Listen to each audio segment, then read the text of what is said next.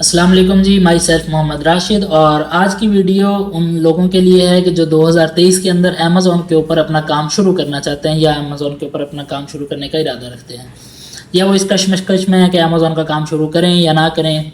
तो इसी तरह उन सेलर के लिए भी ये हेल्पफुल हो सकती है कि जिन्होंने जून 2022 के बाद अमेज़ॉन के ऊपर बहुत ज़्यादा सस्पेंशंस देखी हैं। तो इस चीज़ को ना समझने के लिए कि 2023 के अंदर अमेज़ॉन का बिज़नेस हमारे लिए फ्रूटफुल होगा या नहीं होगा, इस चीज़ को समझने के लिए मैंने कुछ गूगल के ऊपर कुछ सर्चेज़ की हैं। तो वो मैं सर्चेज़ आपके साथ शेयर करता हूँ। अच्छा जी, इस पर देखें, सबसे पहले जो मैंने सर्च किया वो है कि अमेज़ॉन की नेट वैल्यू। तो जनवरी 2023 को जो है ये 856 बिलियन डॉलर की मार्केट अमेज़ॉन इस टाइम है। ठीक है, तकरीबन ऑलमोस्ट 857 बिलियन डॉलर बनते।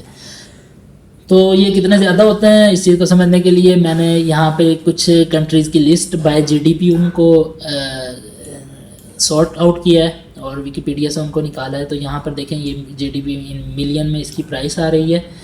तो यहाँ पर मैं सबसे नीचे आ जाता हूँ और तुर्की को हम देखते हैं। तुर्की यहाँ पे टॉप 20 कंट्री में आ रहा है, जिसका जो जीडीपी है जो उसका 853 बिलियन डॉलर, ठीक है, जो कि अमेज़ॉन से कम है।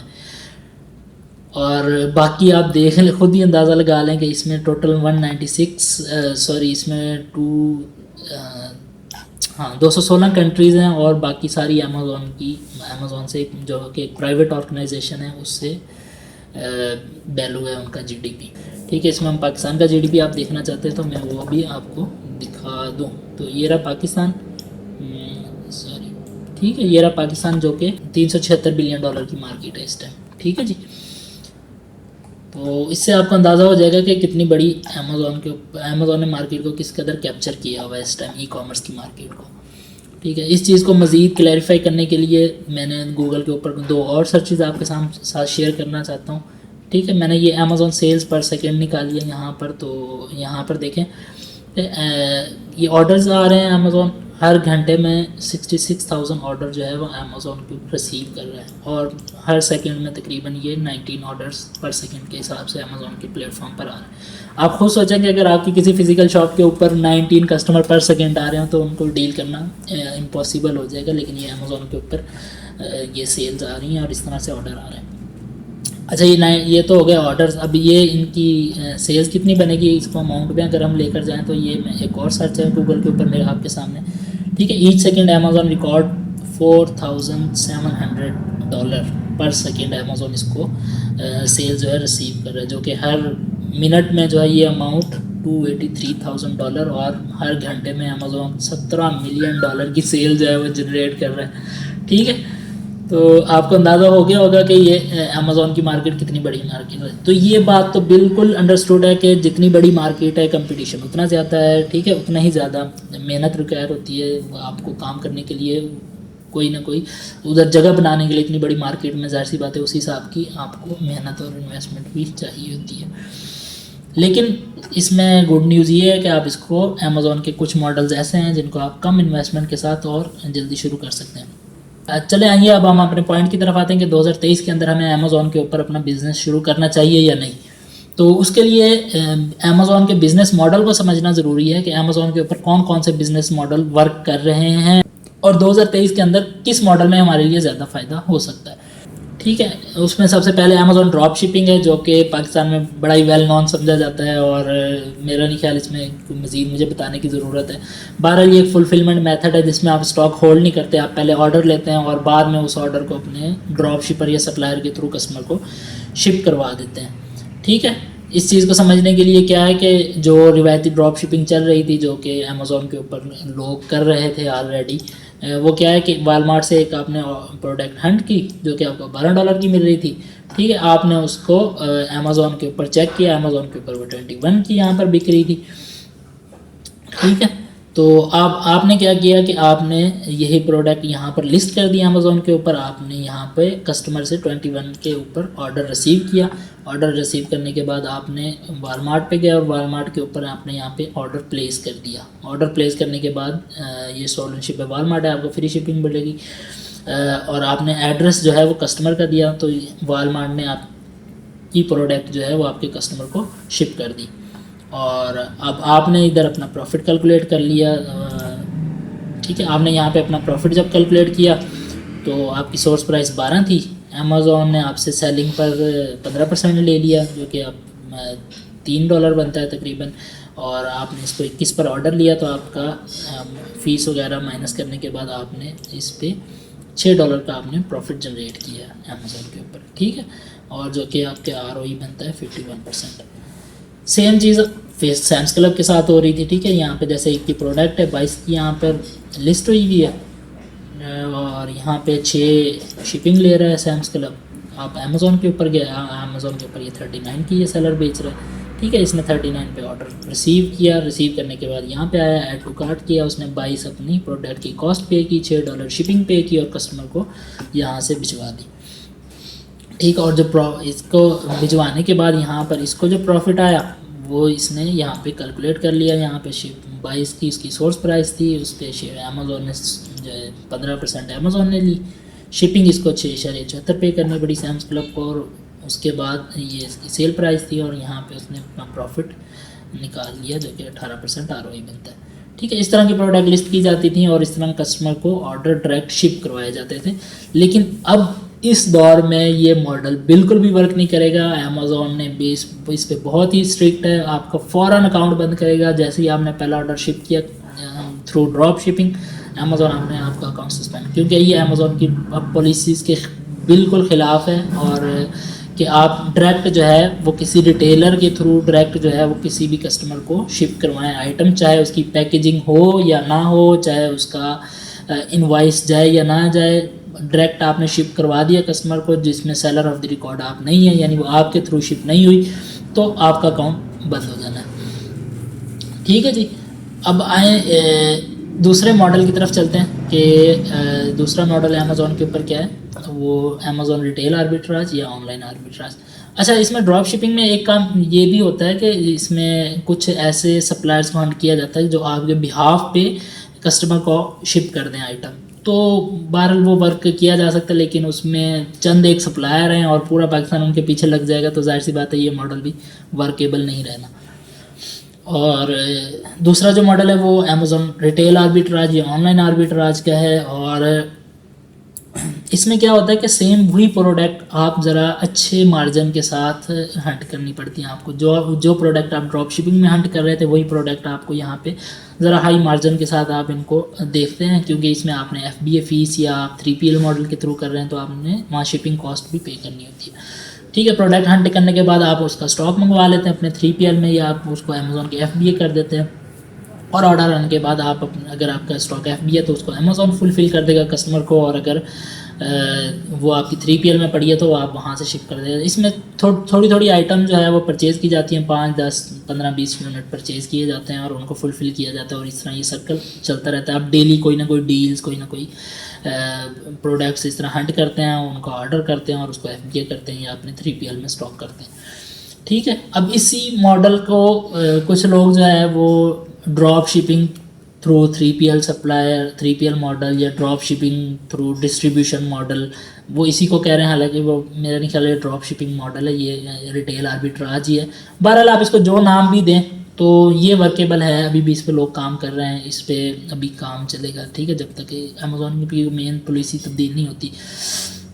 لیکن آئی تھنک یہ بزنس ماڈل یہ چلتا رہنا ہے, یہ بند نہیں ہونے والا, کیونکہ مارکیٹ پلیسز کا جو ہے وہ گیپ ہمیشہ رہتا ہے. یہ ایک کمپٹیشن کی وجہ سے ایک مارکیٹ پلیس پہ وہ آپ کا آئٹم کوئی سستی مل رہی ہوتی ہے, دوسری مارکیٹ پلیس پہ وہ مین جو ہے وہ اس کا سپلائر آؤٹ آف اسٹاک ہوتا ہے, تو آپ اس کو مہنگی کر کے بیچ سکتے ہیں. تو یہ ماڈل جو ہے آپ کا ورکیبل رہے گا, اور اس پہ لوگ کام کرنا چاہیں تو وہ کر سکتے ہیں, اس پہ کچھ نہ کچھ گیپ رہے گا. لیکن بہرحال اس میں جو زیادہ مسئلہ آتا ہے وہ یہ ہے کہ آپ کو روزانہ اس پہ ٹائم دینا پڑتا ہے, روزانہ کوئی نہ کوئی سی ڈیل ہنٹ کرنی پڑتی ہے, آپ پروڈکٹ ڈھونڈتے رہتے ہیں اور ان کو فلفل کرتے رہتے ہیں. پھر جو پروڈکٹ آپ کے پاس پڑی تھی اس میں کوئی جس طرح امیزون آؤٹ آف اسٹاک تھا تو آپ اس کو بیچ رہے تھے, پھر ان اسٹاک آ گیا تو آپ ان کو نہیں بیچیں گے, پھر آپ نے نئی پروڈکٹ ڈھونڈنی ہے. اسی طرح کوئی مین سپلائر جو ہے وہ اس کو کوئی کہیں سے کوئی سورس کر کے بہت سستی آ کر بیٹھ گیا, تو آپ کو یعنی آپ نے اس میں پروڈکٹ ڈیلی ہنٹ کرنی ہوتی ہیں. اگلا ماڈل ہے جی اپنا ہول سیل کا ماڈل, امیزون ہول سیل, جو کہ آلموسٹ 2023 میں ڈیڈ ہو چکا ہے. اس پہ ورک بہت ہی مشکل ہو گیا ہے, بہت زیادہ مشکل ہو گیا ہے.